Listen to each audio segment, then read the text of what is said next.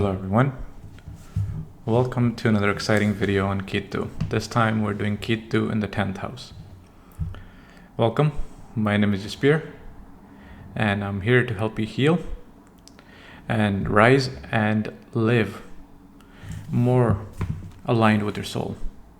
Like I said, we use astrology in a more deeper level to see what is it going to take to make your soul smile. If this is the first time, welcome to the channel, welcome to our lovely home, and please do subscribe if you like the video. So let's talk about Ketu in the 10th house. I just want to say before we get started, it might be handy for you to have your D10 chart, or if you want to study later, you can look at it in greater depth. So I always say in most of my videos, your D1 and D9 are very important. I put almost 50-50 weight on both of them, but if we're talking about your work life or your D10 overall, 10th house overall, it's important to magnify a little bit and check your D1 and D10 as well. So these charts are quite important, but sometimes there's another chart that plays a big role, and that's your moon chart. It's called a Rashi. Some astrologers only look at a horoscope through the moon chart, not your ascendant. And the way that's derived is you turn your chart and you make moon the ascendant. Like you turn your chart to have moon in the first house, and that gives your moon chart. So there's 4 charts that are usually important to look at. Your D1, D9, D10, your moon chart. But if you're new, don't worry about it. You don't have to open all your charts, try to figure everything out. This is a very simple video today, and it's probably one of the most easier placements of Ketu in the 10th house. It's not going to be so traumatic as the 8th house or some of the other houses here. You're just here burning off your karma through work. Before I go too deep into the video on this, I want to say one line that I want to come back to later on, and it's so powerful because if you're in Ketu Mahadasha, somewhere, somehow, this line is going to transform you. And that line is, the first one is, Dad, why are you never home for dinner? Or it can be, Mom, why are you always working so late? How come you're never home for dinner? That's the first line. And the second line that I want to say is either a husband or a wife calls the partner who's in the living room while he's working, and they say, honey, can you just turn off the lights and come to bed now? It's already midnight. So these 2 lines are very important. I'm going to come back to them a little bit later. So Ketu in the 10th house. If you have a predominant Ketu, like a heavy Ketu, you know that if you're watching this video, you probably never had a long-time job, long-term position. And that's only up till your Ketu Mahadasha or up to your 40s. So what happens is there's 2 important times in your life. One is the Ketu Mahadasha. If that hasn't come for you and you're watching this video, but you have Ketu in the 10th, then your life is going to change in your 40s. And the reason I say I'll explain the 40s is that's when nodes mature. Rahu matures at 42 and Ketu matures at 48. So 40s is when this the axes play a big role in reshaping your life. Because if you worked in your 20s and 30s, you might have had a job, 6 months, 1 month, 3-year position, and then you were let go and you're going somewhere else. So you find stability, you find your soul calling in your 40s. But let's say if you have Ketu in the 10th and Ketu Mahadasha when you're 25 or when you're in the 30s, then you tap into your soul calling a little bit earlier now, because you have an opportunity to go inward and live more soul aligned. So what happens with Ketu in the 10th? You're here to burn off your karma through your job, your daily work, your deeds. Because your soul from the 12th house, 10th house is the 11th house. 12, 1st, 2nd, 3rd, 4th, 5th, 6th, 7th, 8th, 9th, 10th. And that becomes the 11th house from your soul. So your soul is here liberating, okay? Like 11th house, Aquarius, usually it means let go, to liberate, right? So your soul is 11 positions away from the 12th, and it's liberating, it's letting go, burning off. How? Through your daily deeds, through your karma, your actions. Unlike the 6th house where you're burning off karma through illness and disease, here you're burning off karma through your daily work and routine. Now, you can be like, before Ketu Mahadasha or overall in my 20s or 30s, whenever, I've never had a stable job. And you probably won't. You're not meant for the corporate world, but you got to burn off certain karmas in certain jobs. And that's a very short period of time. Like you could go to a job and you have to leave after 2 months. Your next job, you only had it for 1 year. So the reason that happens is because we think we applied somewhere and we should have a job for lifelong, right? When we're looking for employment, we want to have some stability, or we want to make sure that we bring a stable income for the rest of our life. But what we don't know is we're not getting hired. We're not hiring that job. That job is hiring us for a certain amount of period. So that job is keeping you in that role only until your karma is finished there. You can go into a job and you can leave it for after a week. It's because you only had a week worth of karma from your last lifetime for whatever reason in that place, in that company, only for a week, only for 6 months. So don't think that, oh, I've Ketu the 10th, I cannot work and stuff. Well, you can. And these little jobs, these small positions that you've been doing, you've been burning off your karma. So when your Ketu Mahadasha comes, or when you go into your 40s, your life will completely turn around now. That's when you have an opportunity to go inside and see how you can live more soul aligned, your dharma. And you find a true soul calling. Ketu in the 10th is not meant for corporate jobs, like I said. It's more for spiritual healing work, making a difference in the world. Not with ego though. You cannot be chasing money with this position here. You're here to make an impact at large, but by being humble and no ego. If you chase money, you're probably not going to find success. Rahu will ensure your success, that you have a big house, nice family, hopefully not too much drama, because Rahu is sitting in the 4th house, right? The house of comfort, luxury, everything. So how do you end up on that path? Well, when you have your awakening or your Ketu Mahadasha, you probably let go from a role. And a lot of the time, depending on which nakshatra your Ketu is sitting in this house, you might not work the whole dasha or towards until the end, until you find your soul calling. Ketu will not let you work some odd jobs and stuff. Ketu basically wants you to go inward and see what is it that your soul likes to do. It's so simple here. There's no drama, there's no conflicts, there's nothing. It's a matter of you going inward.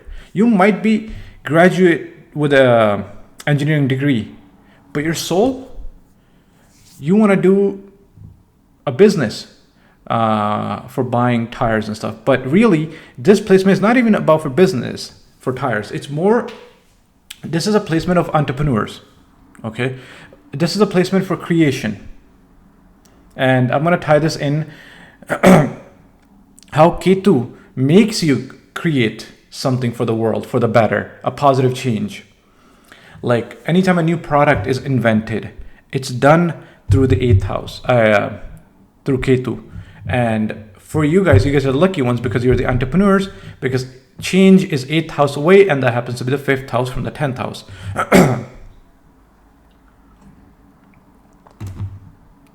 So from the 10th, let's count 8, because 8 represents change, transformation, change, ups and downs, right? So the 8th house away from the 10th is 10, 9, 10, 11, 12, 1st, 2nd, 3rd, 4th, 5th, stop. That's the 8th house. 8 houses away is the 5th house, the house of creativity, children, creation. So I'll come back to the entrepreneurs in a second, but there was a line I mentioned at the beginning saying, hey, mom, dad, why are you never home for dinner? Or, honey, can you come home to the bedroom already? It's midnight, turn off the lights and stuff. Because Ketu in the 10th, and it's very similar, and Rahu is worse when you have Rahu in the 10th. These guys are the workaholics. They just want to create work. They don't know the balance between fun life, family life, and work life. They just want to work day and night. So what happens is, if your Ketu Mahadasha is activated in the 10th house, and this is how people innovate, this is how they create. They want to get away, they want to isolate themselves, and they're creating new codes, new softwares, new products for the world. Like they just, like some scientists, like for example, when Einstein probably invented the theories, he was in isolation, and maybe he had Ketu in the 10th. I don't know which celebrities or scientists have Ketu in the 10th, but this is a placement where you are meant to create something for the world, for the better, from your heart. Look at the guy from KFC. He didn't come up with the recipe for much later in his life. He worked, and then he left a formula in the world. Entrepreneurs always leave something behind for the world. So you have to work from the heart, and when you're working, you leave your legacy behind, and that's Ketu. So 8th house away is also the house of children, your transformation. So if you're working too much, and if you're working day and night, this placement to you says, hey, your kids will be like, Dad, why are you never home? Mom, why are you never home? Why are you working so much? That's the 10th house effect of Ketu. What does Ketu want you to do? Ketu says balance. Because Venus is coming, you will enjoy a good, healthy, balanced life if you give yourself some time. Ketu here says, don't neglect children. If you have family, do your research, but within a certain amount of time. And then give your kids time too. And you could have been working a corporate job, getting buried under stress day and night, working. You never had time for family. And then all of a sudden, your Ketu Mahadasha comes and you're like, I want to do something for myself. I want to give my family more time. I want to spend more time with my kids. And I'm done with the corporate world. So you get up and leave. And then at home, from whatever skill and knowledge that you have, you either create a new software, a product, a patent, something new while being at home. And don't neglect your kids. You're giving more time to your kids. At the same time, Ketu in the 10th, how is it going to transform you? It says, give yourself some time as well. Don't be just a workaholic. It's not all work, it's play as well. Make sure you give your time to play some sports, painting, dancing. That's a 5th house, right? Creativity. These people, what's also 5th house? The romance, house of romance. So with Ketu in the 10th, you have some ups and downs in your life through dating or some unconventional relationships. Like your partner might have cheated you, they left you. So you're evolving through these painful relationships as well, through the 5th house, right? So one message, if you have Ketu in the 10th, guys, don't overwork, don't be workaholics. Balance between family, your personal time, swimming, dancing, give yourself a little bit of time. Only then will you enjoy Venus.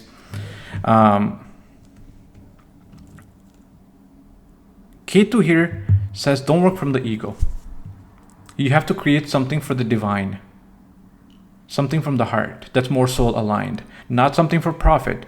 Money is just the result of creating this product that will come in. Success will come in, but you have to live soul aligned.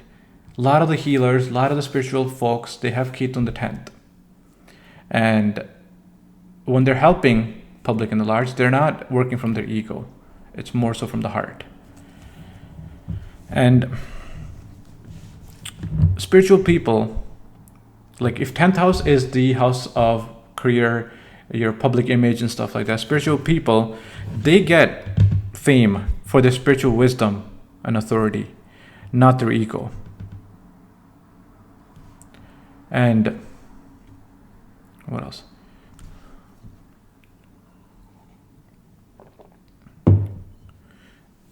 The reason a lot of people become entrepreneurs with this, they create something, they leave a legacy behind, is because 8th house away is the 5th house, the house of your past life. So once you go more inwards to your soul, it's going to activate your past life talents. Something that you had mastered before, it's going to come to surface now. These skills to create, to innovate, to bring something new comes from the 5th house. The reason I mentioned the moon chart before was because my Ketu ends up falling in the 10th house if I look from the moon chart. So my D1, my Ketu is in the 4th. My D9, Ketu is in the 9th. My moon chart, Ketu is in the 10th house. But my D10, the house of work, my Ketu is sitting with certain planets in the 12th house, the house of spirituality. So how is Ketu wanting me to work? Through the 12th house. So astrology it's not one chart, one planet, one aspect. There's many different layers that you got to figure out to see how are these planets really shaping your life and what your calling really is.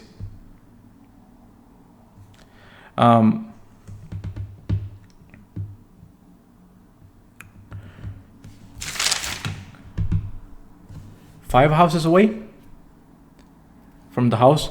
5th house, we see your punya, your merits. Your 5th house away ends up being the 2nd house, the house of wealth, speech, food, nourishment. That being here, that comes from your present karma. Like, how are you accumulating? What kind of karma are you accumulating to be able to buy the food? What kind of speech you're keeping? How are you speaking to other people? What kind of wealth? Are you collecting knowledge, money? What else are you collecting? With wealth comes in many forms and shapes, right? And then 6th away. 6th away means illness, disease, trauma, like debt. For you, 6th away ends up being the 3rd house, which is Gemini in the Kalpurush Kundli. So when something's 6th away, it's not a very good placement, people typically say. And what kind of illness you can see when you have Ketu here, or one of the nodes, but we're focusing on Ketu today, is nervous tension, stress related to career, overworking, too much work pressure on your shoulders. You might have anxiety. Of course, you're gonna have a burnout if you're overworking yourself. So look after your mental health with this placement. Don't overwork. What are you being asked to let go when you have Ketu in the 10th house? Letting go is 12 houses away, which ends up happening in the 9th house. So you have to let go of the rigid belief systems to do something new here. You innovate. You're bringing change to the old beliefs, old traditions, old mechanics, old ways of doing anything. You're innovating now. And that's how you create something new.